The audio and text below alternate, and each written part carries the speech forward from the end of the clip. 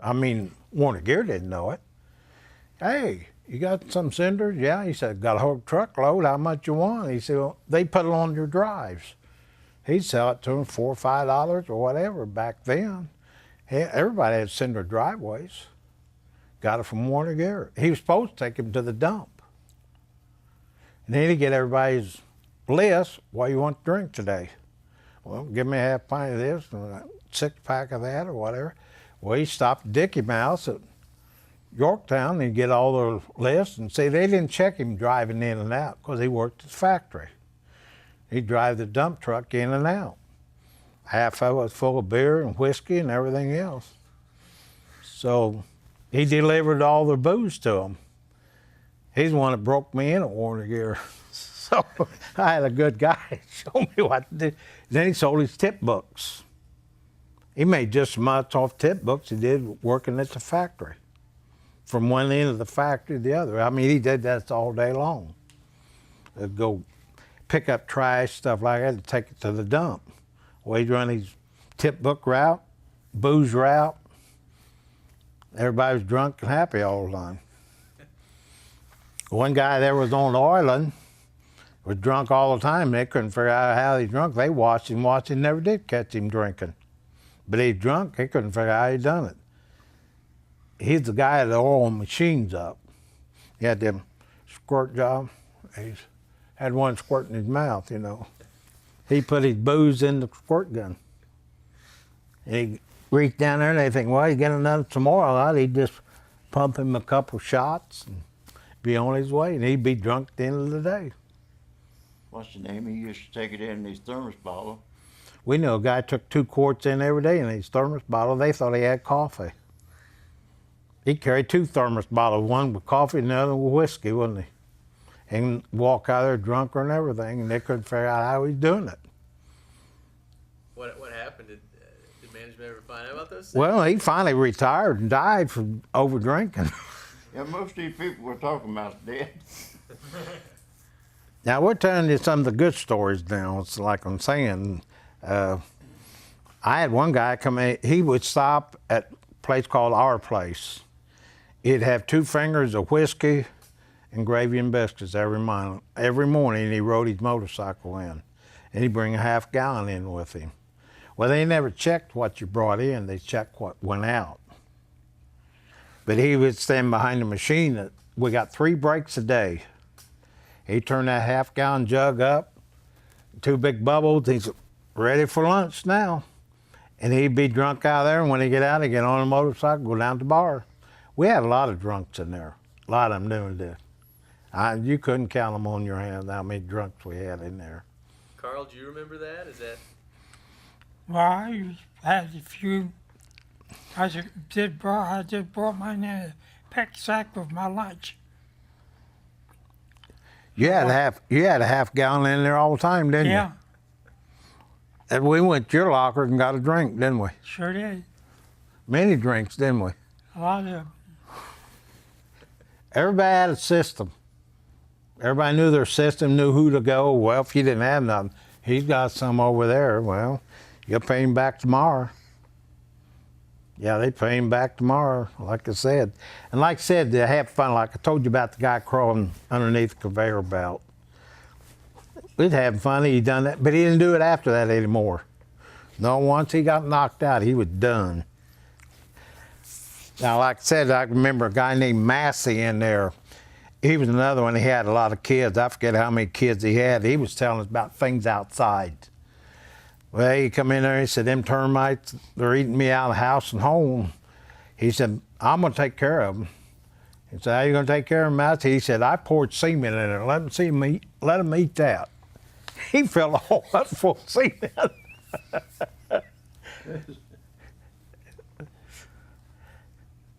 We had a guy in there weighed 400 pounds, Pedro. Oh, yeah. His wife come in and pick him up. The car would be like sideways. Then when he get in the car, he'd level it off. She was as big as he is. Yeah, he's as big as he is. So I remember when he got a toupee. He was bald headed. He got a toupee and he got a drink of water and the toupee fell in the water cooler. Well, he just picked that toupee up, just slapped it on his head, just anyway. He was something else. He painted his car. Tell you how smart he was. He painted his car with a roller. Painted chrome and everything. About 3 days, it was a different color. He painted it again. And he used a roller to paint it. Now that's where you had your fun, because nobody let nothing go down. What's the guy used to write the magazine Saturday? Satterfield. Satterfield. See, he went around listening to a lot of this stuff, and then people tell him. Then he put a book. You might see that in the archives. Yeah, he would say so and so done this, and then he put comments in there, you know, like a Sunday paper. And everybody said, "Well, did you see the book over the week?" Every month we got one every month. Then what was it? Labor Beacon. Yeah, Labor Beacon. He wrote that, but he'd write little old cartoons in there if he hear about somebody doing something outside, and he put comments in there and looked like a newspaper or a funny strip. He'd always go around there. He was a friend to everybody, so he put everything in that book. I don't know how many years he did that. Oh, for years. Well, that's He was there- one. he You was seen there the when Labor Beacon my brother had. We used to get one of them once a month. He was there when I went to work in 48. But, yeah, we went, there was 4 of us went hunting one time, too. He put this in the Labor Beacon. We went rabbit hunting out by Red Key. Let's see, it was me and, Benny Leonard. And, Yeah, it was me and you and Benny Leonard, another guy. yeah. And he got,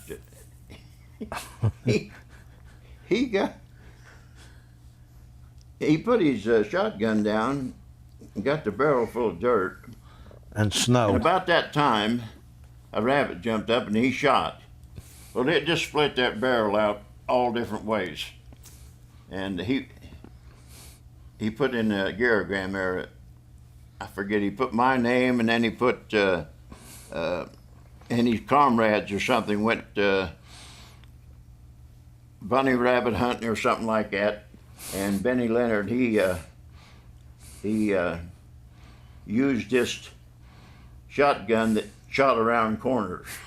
It just turned the barrel, and it's a wonder it hadn't blown up right in his face.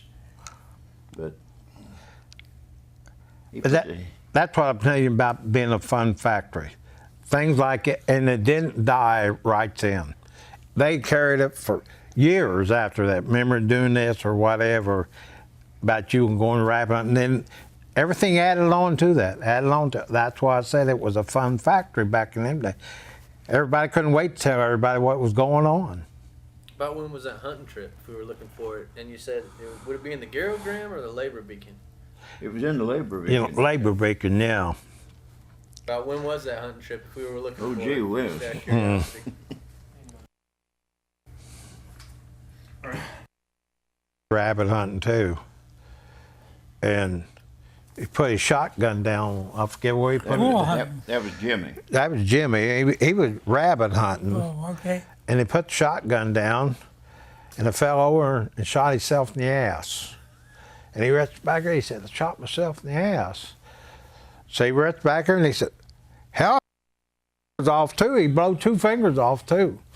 Yeah, actually, That was a brother. yeah, he leaned it up against the fence and Yeah. it started to slide sideways. He grabbed for it and he grabbed the end of the barrel and it went off. And He said, well, I shot myself in the ass, but he shot 2 fingers off too. before that, he was practicing fast draw. And he shot the whole side of his doggone pants leg out. And part of his See, foot that's off. what I'm gonna say. That was with a 44 Magnum pistol. That's why I say it was fun, because everybody he was trying to learn how to quick drawing, you know, and they had a hair trigger in. What he done, he just dropped it in the holster, and it went off and went right down his leg. And when you stand on there, your feet, It shot the side of his feet out Wonder too. hadn't shot the hole. Wonder it didn't blow his foot Just off. shredded them pants. But you got each and every person come in there, they tell you something like that, and that's where I told you what it was a fun factory. Everybody was having fun. Nobody had hard jobs. Only hard jobs you had was on the Big 8 line, wasn't it? Why was that hard? What was that like? I asked him. He run. Well, the gear weighed 33 pounds before it was ever drilled. And it was just a hard job. I mean, you lifted ton after ton Of gear. each day. So you lifted 33 pounds, you run 400 and some, 30 feet, 3 pounds apiece. You moved it 4 times in the process, and it was a hard job. They figured it up how many tons of iron you picked up a day. How many tons? That same with our brother Harold in here. He's going too. He's been going, what, 8 months now? About 8 About 8 months. Now, he's done transmission cases. Some of them weighed 50 pounds or more. Like you said, in the process of drilling them, putting taps in them and everything else, he picked up probably 14 tons of iron a day. From here to there to there to here, moving them up and down the line. God, that case was that big a square. And I mean, it's just, everybody talked about what they did and how they did it and how many iron you did or how many weights you picked up. And he worked assembly didn't you work assembly all the time? No, I went through the shop after, when you got laid off, I went to the other part of the shop. Yeah, when I got laid off, you had to go back out to assembly. Yeah. And see, that's how they done it. They moved you from one place to another. If you had the seniority, you stayed here. If you didn't have the seniority, it caught up to you had to go out and start doing what we did. Then once they called us back, then you went back into wherever you was come from. That's the way they run the whole factory. You just moved from here, from one place to another. You might even went uptown. They had plant 1, plant 2 was uptown. And then plant 3 and 4 was out here. If your seniority didn't keep you, you might have to go uptown and work. And it was all different up there than it was at plant 2 and plant 3. So, you ever tell them about the wooden floors? About the water? We used to walk in there and they had wooden floors. They was 4-inch blocks. Like cement blocks, only they were not cement blocks, regular bricks. And they was square. And they was wood, yeah. You know, that's They're about 4 inches long, thick. about the size of a brick. And that's what the floor was made of. Of course, the water Out of machinery. out of the machinery would leak Drip. down in that. And you walk around and The water just Squirt up out of the Yeah. floor. squirting up out of the floor, and that water smelled awful. Well, they had oil in and It was everything cutting else. water is what it was. Yeah, you might walk along there and step and squirt right up your pants leg. I mean, the water wet that away. And then in the summertime, when it got hot in there, you look over and say, my God, look at that floor. It would get in like a big bubble. Big bubble. Then come in there and bust it and put down a new floor. The floor looked like it was pregnant half the time. You get a hard rain out there, and you go to the drinking fountain to get a drink, and the water was just gushing up out of the drinking fountain. I mean, the sewer system was so bad. It was a mess. We'd seen the highest 6 inches of water in that whole factory. You see how big it is? We've seen 6 inches of water in there before. Out of 3? That come off the roof and everything. Inside, it just, like he said, the sewer system was that away, so it drained off into the factory. So Did you guys all work at the Kilgore Avenue, the plant 3? yeah, well, most of the time I had, since I was young, I worked had. all 4 places. Well, I worked all 4 of them too. 1, 2, and 3, and 4. I worked all of them. Yeah. See, Even the house building. I worked in about 2 years. See, with my seniority, they shipped me everywhere. When they lay some off, you had to replace somebody's. So somebody uptown would figure out who was going here or who was going there. That's how your seniority was in there. You might work here, you might work there. You might work in gray iron, don't like it. You had to work or don't work at all. Or you worked in steel. You might work labor. You never know what you was going to do when they was laying off. You might go in there and wash machines down. You might go in there and pull shavings. I mean, you just never know. It's the way the economy was going where everybody was working. If it was good, everybody was on their normal job that they put in for. If you wanted to, they had an upgrade job, like you said. This guy over here is going to retire, and he had a put job where everybody put in for it. Well, who had the top seniority went to that job. So you next in line, so you worked your way up for every job you did. Moved here or moved there, or get a better line to get on. Everybody tried that, or even a different shift. That's the reason why I worked midnight shift. Nobody liked it. I worked midnight too most of the time. I worked, like I said, 35 Whenever years. I could, yeah. And you worked to get away from management. You had less management walking around. You had all the big wheels from up Many front people bothering you. walking through there, and well, what's he doing over there sitting down? Well, his machine's down. He wait for somebody to come down and fix it, whatever, and then you had to explain that to him. Just like that's the way you run around through the factory, and like you get to know everybody like family. Well, I worked over with him. Yeah, he's a lot of fun. Like I said, everybody's doing the thing. Carl, did you work during the night shift as well? Yeah, I worked all 3 shifts. One night I had to go to afternoons because I had 30 years seniority and they didn't have enough time to stay on my line, so I had to go another line over on 6th line, the truck line. I worked over there on afternoons. The guy come over and told me, it's my foreman said, well, you'll have to go on afternoons next week. I said, well, I can't. I said, well, why? But my wife don't like me to work afternoons. See, he hired So in you in 46. they didn't go all afternoons anyway.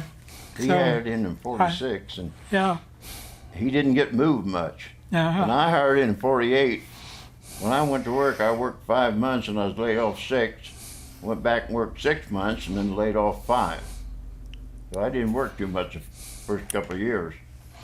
And I think the last time I got laid off was 1960, steel strike.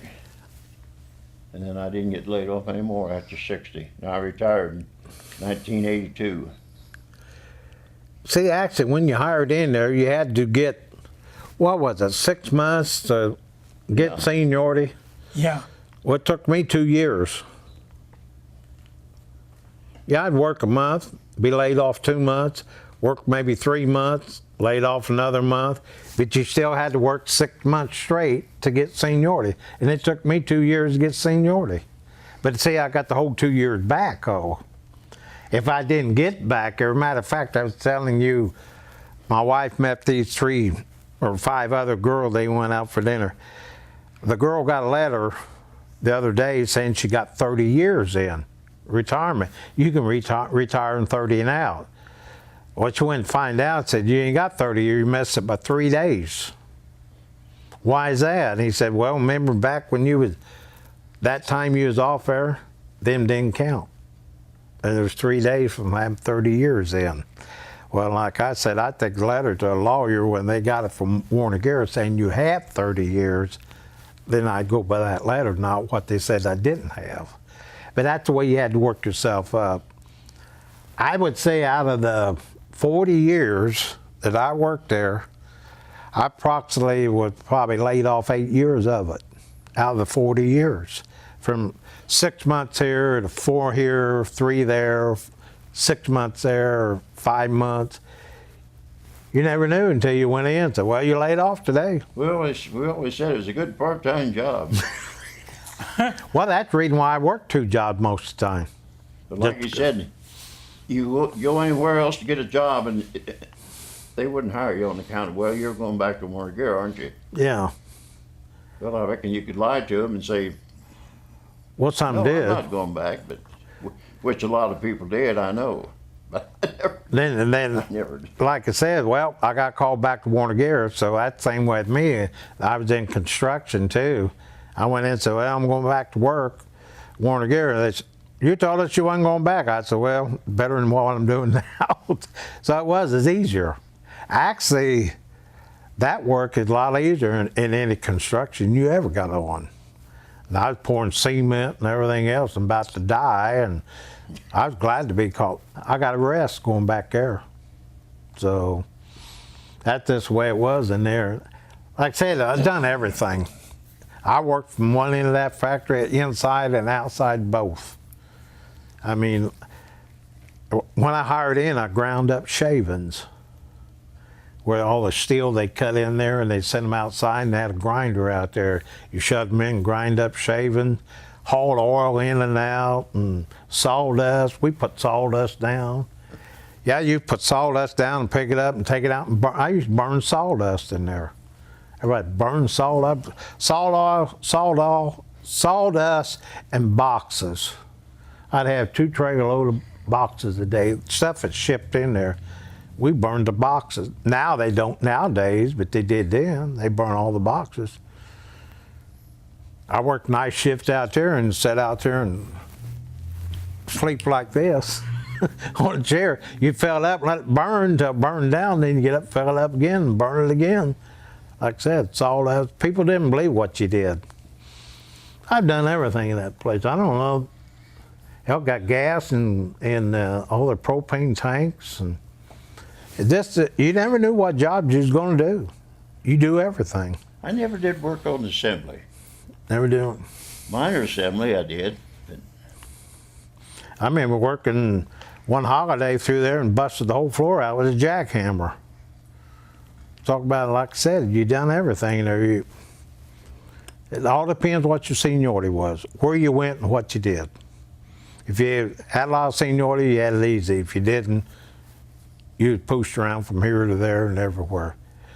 On different machinery, you might be a gear cutter one day, or running a grinder the next day, or you don't know. I had like a job in there when I was on the inspection. I'd work 3 days on days, then 2 days on afternoon, because somebody come back on sick leave. Had more seniority, so I'd have to go to afternoons. Well, somebody went on sick leave, well, you can go on days again, work maybe a month or so, then back on afternoon or back on midnight. It was just like it said, you was on a bubble. You just went wherever they needed you. Richard and Carl, do you guys think it was different when you guys hired in the late 40s versus when Fred hired in in the 50s? And if so, how was it different? Or was it? Oh my, yeah. Well, that seemed early. 46. I mean, I was next to people in 41. That they get, they didn't get laid off at all. After the war. it never changed a lot After between the war. 48 and 59, did it? Yeah. Well, I don't know. I wasn't there in 48, Well, I not mean, till 59. 59, it was. I could tell you. Yeah, go ahead. I could tell you when I went in there the first time, I went in them middle doors there, and I was so scared I about run back out of there. And then went in on midnight shifts. They took me, went in there, and they said, you go in that door. And I went in there, and you got this big factory in there, and all it just a roaring with all the machinery. What am I supposed to do? So, yeah, finally a guy come, his name was Jim Glass, he was a boss over labor. So he took me down there and he said, well, I'm gonna take you down there and put you on a job. And I said, okay. So I went down there and they was scraping a paint booth where they painted transmissions. And I got inside there and they said, my dad then said, now you stay on the job, do what you're supposed to do and you'll be all right. So about after 4 hours, I kept falling out of the paint booth. I'd get in there and scrape again. And I'd fall out again. I was getting drunk, smelling that paint. Finally, he come down there and I think it was about an hour. He said, you're crazier than hell. And he took me outside and drove me around for 3 hours trying to get me sobered up, smelling that paint. I was scared to get out of there. You know, first job I ever had, and scared to death. Didn't know anybody, and it was scary when you first went in there. So, you remember when you went in there? Yeah. Went in on the inspection. Made $1.10 an hour when I hired in. And yeah, I worked with a woman. She hired in during the war. And I don't know, I was on the inspection. Always tried to get on production, but I couldn't get on production. Finally did. And that was a little better. Made a little more money. I never did make great money. I mean, you're talking $20-some an hour. See, I think about $13 an hour is the most I ever made. When I hired in, I made $2.47 an hour. I thought I was the richest kid around. Yeah, that's why I got to buy so many cars. When I was making good money. Before I retired, I was making $38.68 an hour.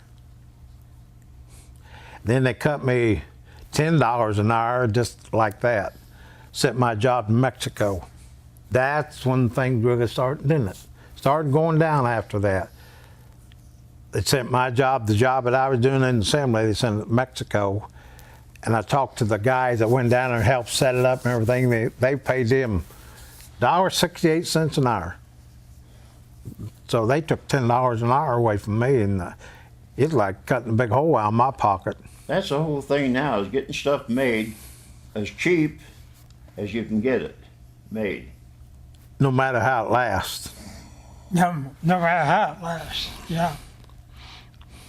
You think you guys took more pride in your? Oh, they took it away from you. They wouldn't let you do the job you wanted to do. Well, Because if it's cheaper to do this away.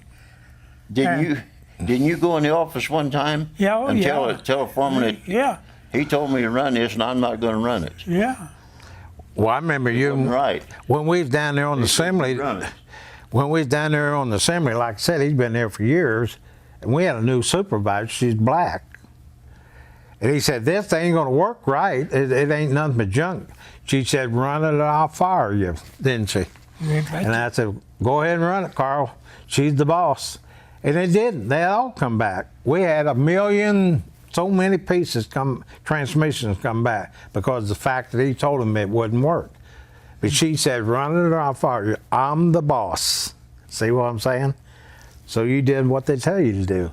We knew it wasn't right, but we'll go ahead and do it anyway because they tell us to do it. Well, their motto was, get it out. If it didn't work, bring it back, we'll fix it. Yeah, Wasn't it? yeah. We'll Get fix it. it. We'll fix it no matter, put it together.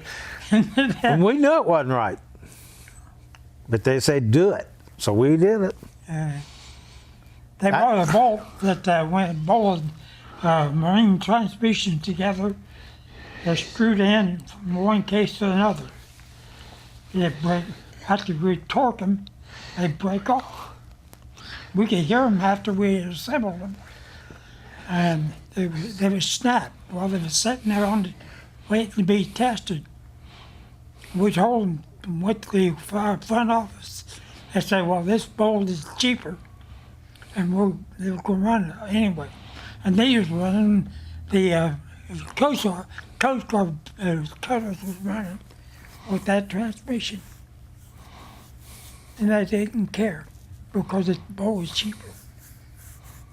So in the late 40s or even in the late. No, that was later than that. That was that was in the 60s, wasn't Oh, it? that was 60, yeah. 60s and 70s. 70s even. Yeah, it was 70s when me and you worked together down Yeah. there on the assembly line together. Yeah. Yeah, in 70s. They tried not to get us brothers in the same department together. They tried to keep that apart. Of course, at times they didn't. That's why I got upgraded and went in assembly. And then he was in there in assembly. We got to work together.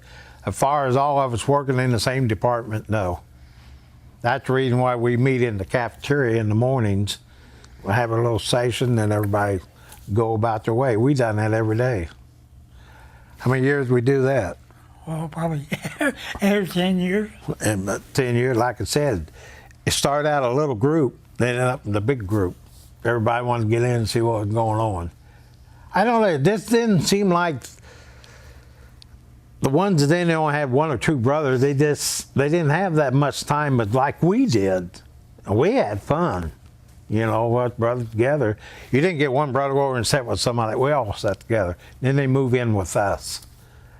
And then everybody get up and have a lot of fun, so. There's a guy who worked in the front office. His name is McKeegan. And he finally said, he says, I'm not hiring one more Lephard. Yeah. They had enough of them in there, didn't they? I don't think he did either. No. Had George McKibben. George Yeah. McKeegan. Yeah. But like I said, when they hired, I've been playing for the Leopards. yeah, that's what I'm saying. My brother Dave, he went in 2 weeks before I did. And my dad, like I said, he went up there and said, hey, I got one more, and that was the last one. At that time, my younger brother, he wasn't out of high school yet. So then they called me in, and I went in. Then he went in after he graduated. I think he only worked 6 months. Yeah. And then he got laid off, and then he went to the Navy, and then when he come back from the Navy, he was still laid off. So then when he went to Indiana Bell, and he worked there, and he got a better job, and better pay, better retirement and all than what we got, ain't he? Oh, Yeah. yeah. Yeah, he got everything better than what we got, so. Oh, we had nieces and nephews working in there, too. His daughter worked in there, that's niece, his daughter worked in there. Yeah, of course, she's been laid off the last 2 or 3 years.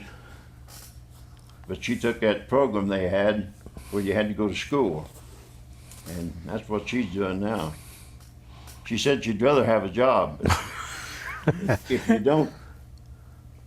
don't do this, you don't go on unemployment. But you gotta have a grade standard too, don't you? Huh? Gotta have a higher grade standard too, Yeah, Carrie. you gotta have a pretty good grade. She met her husband in Warner Gear too. He's hard off too. He's He's laid off. too. He was welder in there.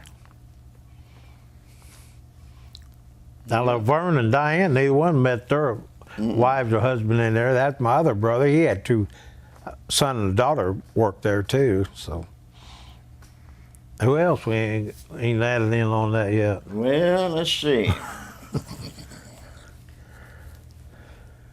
Well, Carl didn't have any. David, We tried, but didn't get them in. I was like I Well, said. they were. yeah, they done David's boy. They- Yeah, Well, they wasn't when they didn't hire him. Right. He's got a good job at General Motors. Yeah, he's a plumber. He's still a plumber right now. Like I said, he got a better pay and everything than he did in Warner Gear. But he was the highest on his test and all, and they wouldn't hire him. Just because there's enough of us in there then. But don't you believe that after they quit hiring family, everything went different? Oh, yeah. It just, I don't know, family just seemed like it done better in there than, like I told you, they went to my dad, and he got me a breakfast in the morning. He said, boy, are you getting enough sleep? And I said, well, I think so. He said, they're going to fire you. Now, let's see what's going on. And I told him what was going on. We went in, talked to the head dogs, and they gave me another chance. But see, Dad chewed me out. My dad chewed me out, because they chewed him out. Want to know what was going on. So that's straight, like I said, you had family. Carl, did you ever get chewed out by your father? Uh-uh. You were the No, that's before I went to Warner Gear. Yeah, I went away from home when I was 16. There's too many of us there then. I think at one time, there was 8 of us in one bedroom, wasn't there? Yeah, 4 in each bed, wasn't they? sure was. Yeah, there's 4 of us in each bed, so, and that was one bedroom. Well, my wife slept with you guys for how long? Well, I slept with my 3 sisters till I was 7 years old. That's the only place I had to sleep. The back bedroom's already full. It only had 8 back there, so. And then everybody started going to service, and we got a seniority, got to move you. You know, you got to move in with the boards and everything, didn't we? I used to go over there and I'd tell them this big story. I'd tell them a big story. There's, oh boy, there's no bad wreck over here on the curve. They'd all jump up and take off, so I'd sit down and eat then. So I could get anything to eat. What we believe him anyway. Oh, they're just. I think the kitchen table, I think it held Yeah. 10 of us. Yeah. Mom sleep in one corner and Dad in the other corner, far enough to reach to tap you on the head or what if you're doing something wrong. So I know right after that we had a family picture taken. That's grandkids and all. That's 54. 54 grandkids. And I wasn't even married then yet, and I had 2 after that. So. And how many of those worked at Warner? Well, that's what I said. All the boys worked at Warner Gear, so. Yeah. All of them except Donnie. He worked there 6 months before he went Yeah, to he Navy. worked there 6 months. How long did Earl work there? Now the other 2 girls, probably my wife. Probably of course, 2 months. My wife two, died maybe, in '97. Maybe a half year. I don't know. And I didn't even know he worked there. Norma, she died in 2002. That's Bob Craig is another. He married a Lephard. He worked at Houston Tool. And then Huxold, he married Frances. She's living. She's 70 now. And he worked at General Motors. And he died in '96. See, I'm 69, my sister's 70, and Dave's 71. Are you're the baby? No, I got a brother younger than me. Okay, just He's one six. brother, that's right. He's 65. Now, who was Earl? It all starts in 1920. 21, 22, 23. None of them was born in July. That's the only. Only one. My mom didn't have no kids in July. Every month then on. I got a brother and sister same age, but not twins. Can't figure that one out either. Huh? Yeah, 2 of them was born the same year, wasn't he? Yeah, 11 months apart. My dad didn't have anything else to do. Had So. some damn cold winters. Yeah, there was a lot of cold A winters. lot of cold winters there. That's that one. That little. He's the shortest one out of all of us. He weighed 147 pounds, didn't he? So from what? So we lived in a 2-bedroom house. That's what I said. You can't figure out. All these people nowadays, even if you're on welfare, everybody's got to have their own bedrooms. Like I said, I remember when there was 8 of us in one bedroom. One in the other bedroom, well, like I said, I slept with my 3 sisters at the foot of the bed till I was 7, and my youngest brother on there slept in the baby bed till he was 4. Then he moved out of the baby bed in there, and I got to go back with all the guys then. That's the way they went. They went to service and everything else, so you just progress more and more. We had fun, we had fights, we had everything. We done everything, so never had any grass in the yard. We had too much fun having fun. We had marble games and everything else, didn't we? So. And Richard, were you a family friend originally of the boys? Is that how you No, knew the family? I met his sister in. It was about 1945. Yeah, and we got married in '48. Where'd you meet her at? North Star. You probably don't even know where the North Star was. Never heard of That's it. Kentucky Fried Chicken on Madison Street.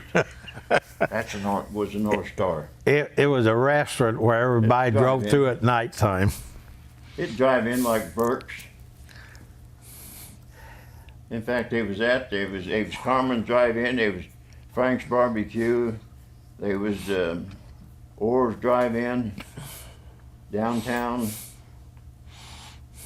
Quite a few drive-ins. Anyway, What was Muncie like back then? Back in the Nice. 40s, 50s? It was. Quiet. Well, I tell you what, when I was 16 years old, I had a 1950 Ford. It had a 56 Buick Century motor in it. I used to race it up and down Master Street, and I'm telling you, it had more fun than I ever had in my life. That's why I said the engine just did fit in there. We raced every night and everything else. That's what I said. That's where we had fun back in them days. We went from restaurant to restaurant. Everybody just drive, see who was out. Now them, they was in no cars. I remember he's got a 1925 Maxwell. We was out riding around there, quit running on us. And you got out and tried to get it started and went start and you walked home. I think I was 11 at that time, I'm not for sure. But I got out, started it up and drove it on. And I could just hold on the steering wheel and push on the brakes and the gas. That's what I said, you learn how to drive when you're younger. My dad had a farm. We learned how to drive on the farm, old F-220 Maxwells, or farm tractors. But we never had any problems at home. We'd fight, get over with it, and have games and everything. You can't get kids nowadays. They want to sit in and watch TV.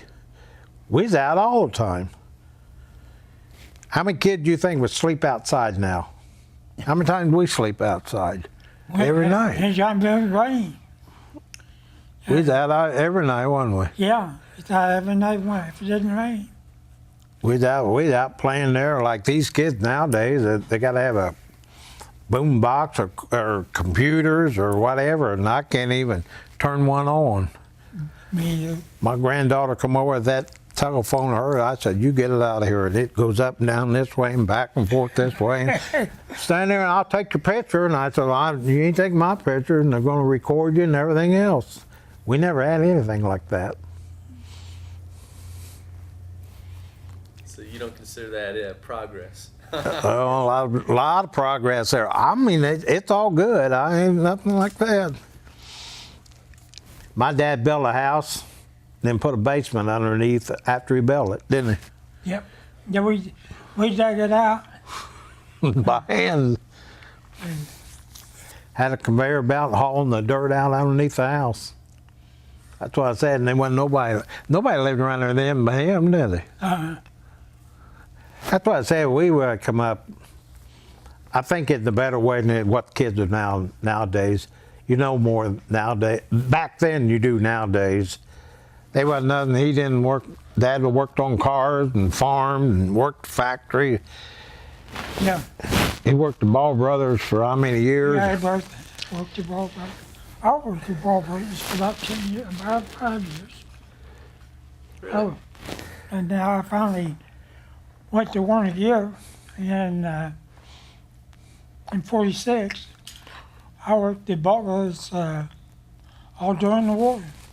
How much you make an hour there then? 40 cents an hour. 40 cents an hour. Yeah. Yeah, my dad worked there at Ball Brothers, and they find out Warner Gear was paying 3 cents more on the hour. He'd go out there and go to work. Then Ball Brothers start paying more money, like another 2 or 3 more cents on the hour, and he'd go back to Ball Brothers. They went back and forth to jobs. And finally, he stayed there and worked there 20. He got laid off a lot of times. So Warner Gear, they decided they went and you lined up beside the building. And they'd say, you, we need you today. And the rest of it would go home, but they could sit there and wait to maybe get called in later on the day. That was in the 50s and the 30s. he drawed one unemployment check. Yeah. He got $13, didn't he? Yeah. He went up and told them they made a mistake. They said no. He said, "Well, I got 13 kids. You need it worse than he give it back to them." $13 check. He went back. He went and found a job. He done something. $26 unemployment. Yeah, I remember getting 17, I think it was, when I got laid off. $17 unemployment. We made it last. Now they make $300 and $400 and $500. I can't believe it. How much unemployment they make nowadays. That's why we didn't want to really get laid off at Warner Gear, because you didn't make nothing. You try to get moved around and stay in there hoping somebody gets sick or something, so you stay in there. without being laid off. I mean, it just, actually, when they come around and give you that pink slip, it just, I mean, you just melt down like, world quit when we got pink slip getting laid off. Because you know you went from, I'd say making $75, $80 a week down to $17 to $26. You didn't know it was different every time you went, didn't it? Nobody wanted to get laid off. Yep. And like I said, well, when your dad worked there, he was on inspection for how many years? Well, he never went on inspection until he went to Plant 3. He worked up in the gray iron there in Plant 2 for, well, in 25 when he hired in. And then he got laid off and he left and went to, he went to shoe factory in Cincinnati and worked. Then come back and hired in again in 29. And he worked there till 1964. I know the ones that in there now think that, well, matter of fact, I know a guy hired in there in 1984 and never was laid off. And now he lost his job and he ain't got no retirement or nothing. I tell you, I think the guy's gonna go crazy, to tell you the truth. He don't know what to do. I imagine he's I think he's close in his 50s. He don't know what he's gonna do. He don't wanna go to school. Well, most of them got laid off right now don't want to go to school. And like I said, you got to carry a C average. That's a 2-year deal. Yeah, it's a 2-year deal. You draw unemployment, get a trade if you can, but you got to carry a C average or whatever. How much changed from when we went to now? That's the way his daughter, he hadn't had one time with that math. Oh, yeah. She just can't get it. She never had nothing in school like this.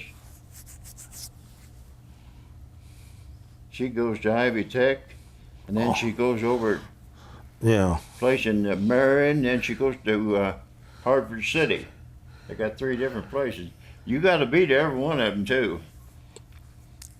The ones are laid off She now. called me last night. It was almost 11 o'clock. She said she just got home. Going to school. Yeah. But she had to go to school like 7 in the evening till 11. Weird hours. Yeah. So you guys want to you guys want to keep your jobs. Well, guys, I really appreciate you spending some time with us today. It's been great. Yeah, you probably heard about all you want to hear. I tell you what, you could hear a lot more, honestly, if you could get the guys in the union meeting to get in a circle like this and tell their stories. And but see, we heard them all. Well, not all of them, but you'd hear from them, and then you forget, and then this and tell. A lot of it in skilled trade, you hear a lot of them guys. If you could get them down there to talk about them. Like I said, we didn't tell you everything. you can't put it on TV. Gotta have your secrets, right? Pardon? You gotta have your secrets. Oh, yeah. Yeah, well, they ain't secret. It's just something that kept going around. You find out about it, and things didn't die. They just kept it on, and then it ended up being jokes, and like I'm saying, like different things that happened, so. I'm gonna definitely look for this Satterfield, comics, right? Is that right in the, was that the name? In the Labor Beacon? Satterfield. Person Yeah. named Satterfield? It's in the archives out there at Ball State. I can't remember his first name. Well, you talking about who he used to be married to was Greta. Yeah. Well, and she was worked out there in that restaurant. She told us about her husband used to write. And I told her, I said, well, I know him. Yeah, he's the one who wrote Labor Beacon and all that. Yeah. But there ought to be a lot of stuff in there in the archives out there about Warner Gear because he put it in there. And you say all the comics relate to true stories? Yeah, a lot of them are true stories. Yeah, I mean, what we could tell you. We'll tell you one after you shut the camera off. That's about Pedro. Oh. Don't even tell that. That's why I said that's what kept us going. We just He was 5 foot tall and about 400 pounds. 400 pounds. She was 5 foot tall, He 400 was something pounds. else. Like I said, the one that washed his clothes out, that ain't, I'm telling you, he was, what's his name? Oh, Casterline. Castelline. I'm telling you, some of the things that he would do, it's unbelievable. Then everybody, it just, you tell it, they did. Well, actually, you get a lot of them add on to it where it really wasn't the truth. But like I told you about the guy, what was his, Massey. It's the one I told you poured cement in that hole so them cockroaches or them termites wouldn't eat that cement. He was telling us that he got laid off from a job and he took his back seat out hauling coal in his car. He just opened up the trunk, put coal in there. He said he was coming from Marion, and there this guy was hitchhiking. The guy from service was in the Navy. And he pulled up, he was thumbing the ride. He said, the only way you can get in is through the trunk. Couldn't open the doors. He said that guy had to climb over that coal with it white. I'm telling you, some of the things that guy had done, I'm telling you, what was the other? He had 4 or 5 kids. He'd have to buy food and hide it so he'd have something to eat. Him and his wife was going to get divorced.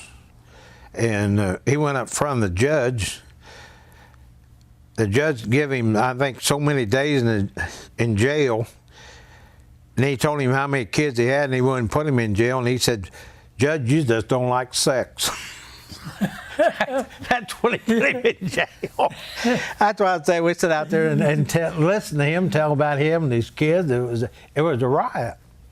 That's just what kept us all going. We look forward to have lunch or go outside and eat and just sit around and listen to everybody tell about what they done. That's why I said it was a fun factor at one time. Just like I told you, guy, that more stories than that. The one that sold the tip books, hauled all the booze around, and you just knew where everybody was at back in them days. There ain't no way you could do anything like that nowadays. They do what we did back in them days. And production, that still got out. The work got done. Mm-hmm. Nowadays, they don't get done. They argue over who's going to do it. Well, he ain't done his amount. Well, he ain't done it. Then everybody gets the argument. We didn't back then. We did it in together. That's where everybody's lost everything nowadays. Nobody wants to help anybody. They just, well, that's your problem. They tell you that's your Nobody's problem. got any time. Yeah, they ain't got any time. That's what, There is people's got to work, I reckon.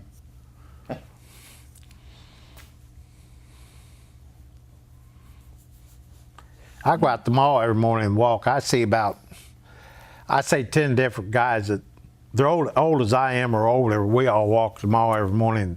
I walk 3 miles a day, and I don't know what they walk, but still see each other. Remember the good old times. That's why I see Bobby out there all the time. He keeps talking about it. He said, you know, I seen a gal the other day said she had 5 sisters and everything, and he said, well, I mentioned your name about all the brothers and sisters you had. So he brought that up. Everybody else brings up other things about other people. And that's what they talk about at the mall. You see the older people sitting in bunches of talking. You don't see the younger ones sitting around like they do. They got one corner out there. That's true right there. The various son. I don't understand a lot of them out there. Why they can't do nothing without a phone. I went over to that new meat store the other day, and there was 10 people in there, and all 10 of them was on the telephone. Which new meat store? Lahode Meats or? No, Fisher's. Fisher's. I saw a story about They're from that. Portland. Yeah. It's from Portland. It moved in over on Walnut Street. Pretty good stuff out there. Pretty good prices. Yeah, Fairly expensive. it's real good. Right down the street there used to be a meat store too. A guy who used to cut meat. Everybody went over to it. Yes. Some reason or another, Gommels. Gumbo that went out. I don't know why he went out, and everybody just act like they lost the world when he went out because he couldn't get fresh meat. He went to Marsh's over here on. Yeah. He went over there. Now they've opened this other one up, and it's a nice place to go. So everybody just tells everybody. I know I go to Max every morning and eat breakfast with him and the other brother-in-law. You hear everybody in there talking about, where's that at? Where you going? And they just, that's the way they pass around. But you look at it, it's our age. It ain't nobody younger than us. It's our age, ain't it, Dick? They all ask these questions. The youngers don't care less. They go to stores up, throw the credit card down, that's it. And everybody want to know where the best deal is, our age. That's what we see that every morning. You see it out the mall when people walking together at our age. They talk about stuff like that, like we did at work. Kids nowadays too busy. They're on a damn telephone, texting somebody or got it up their ear. And I said a long time ago, they need an in their ear, and here I wear hearing aids, and everybody thinks I got a telephone. Then I see them walk by me, I talk in there, and I thought, hell, they're crazy. Got a telephone. So, oh yeah. Now we're just living our life out. Yeah. So. How's retirement been treated you guys? A long time you've been retired. Did you pick Yeah, up I've been a retired sport or- since '82. Yeah. Well, Play golf or? What kind of thing? well, like I said, I used to till I had. I don't even play golf. Yeah. No, Well, you won't know, but like I said, I tried it once, but my story with my 3 back operations, open heart surgery, ear operations. Now Arthur's taken over. Got my hand there. I can't hold on the hammer. That's what I mean. And it's supposed to be your golden years. Shit. It's not, huh? He's not. I got a tree out in front of my house, 90 foot tall. Me and his boy is going to cut it down. We ain't going to. She hired some guy to cut it down tomorrow. oh, well, that's probably a good idea. Yeah. Them guys next to me, they took down 2 trees, 2 90-foot trees down yesterday. They took them down. Of course, they started at the top and had ropes. Let the limbs down. Well, that's what it must be the same guy going to come out and knock it down. Do mine. She told me last night she didn't give me a choice. Are they from Richmond? I don't know where they're from. She said, I got 2 guys coming in tomorrow to cut that tree down. I told her I wanted to cut it down. She said, no, they're going to do it tomorrow. I guess so. You're the boss. Huh?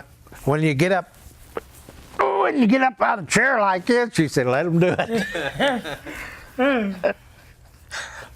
She said, you just tell them what to do. I sit on the front porch and tell them what to do. And she's right. Yeah. I can't do it. I want to, but well, I know this. I would pay for it that night. Then Charlie horses I get Charlie horses so bad that. So let them do it. That's what we work for. That's why I said we got ourselves in this position. I've been out 12 years. He's been out longer than that. We ain't looked for another job. You ain't looked for another job, have you? How long you been out? About 10, 12, 15 years. Well, I had. You been even out of forget job. that. Hell, you've been I out had more than retired 15. Yeah. And hadn't been a year, and the guy asked me. I was going out to Elm Ridge Cemetery, and I seen a guy out there at work gear, and he was mowing grass. He said, "Come on out and get a job here. It's $4 an hour mowing grass." I said, "Well, if I'd have wanted a job, I'd have stayed where I was at." I'm going to tell you something right now, and you will not believe it. Somebody told me a guy looking for a job. Who do you think that'd be? Charlie Martin. Oh God, He's 85, ain't he? he was going on 63 years at Warner Gear. 63 Still years working. seniority. I don't know if you talked to him or not. He's 80-some years old. Charlie Martin. Huh? He just retired when they shut down the plant. Yeah. Is that right? He had 63 years seniority. That's a lot of years. And somebody told me the other day that he's out looking for a job at 80 or 85. I think he's 85. He's. I'm 79, and he's. Yeah, he's probably. I was thinking he's about Harold's age, 83. 3, but he might be 84. You're 81. I'm 81 or 82. Hey, I was born 28. So Okay, 81. But he hired in there in 1946, and he was still working. Yeah, they said But Like- he's got a daughter that's 13 years old. Okay. Yeah, he got, And he's got a wife that's in her 50s. well, no, she's got to be 60 now. Is she? He married her when she was 16, and he was what then? Well, I don't, He raised her too as a Yeah. wife and had a kid too. Scandalous, yeah. Yeah. and I remember talking to him. What was he, 70 something when he had the first child? Yeah. Yeah, he was 70, Seems like he was. 72 or 73 Yeah. when they had their first child. He said he can't retire. He can't afford it. Right. He's getting Social Security and he's getting Social Security for her now, and he still can't make it. But like I said, we were sitting here and he was sitting there, and they come in and said, "We need somebody to work overtime." At his age, it'd be him. And then when they come down to argument, who's going to work? He's got the seniority. He worked, and he had the choice to work, and he did. He went in there. He's in there. Well, he must be in pretty good shape. I was in this shape. I wouldn't be sitting around all Yeah, night. he evidently is. He don't look his age. No. But he had. A roller skater. All right. Oh, he was a good roller skater. I don't know if he still roller skates. Probably does, don't he? Well, up till he had to have both the hips Replaced. I don't think he ever skated after that. But yeah, he skated up into his 70s. Good skater. He had 63 years. Orville House had 60 years, and He who- had 2 months less than Charlie. And then another guy. Who was the other guy? That was right underneath him. lives at DeSoto. I tell you what, when you was they got a list out there on the door of people's seniority. Where at? At the door in the factory, they had a list there with everybody's name that worked in there, and they had their seniority date on there. Well, you say, well, 10 of them retired, so you would move up on the list.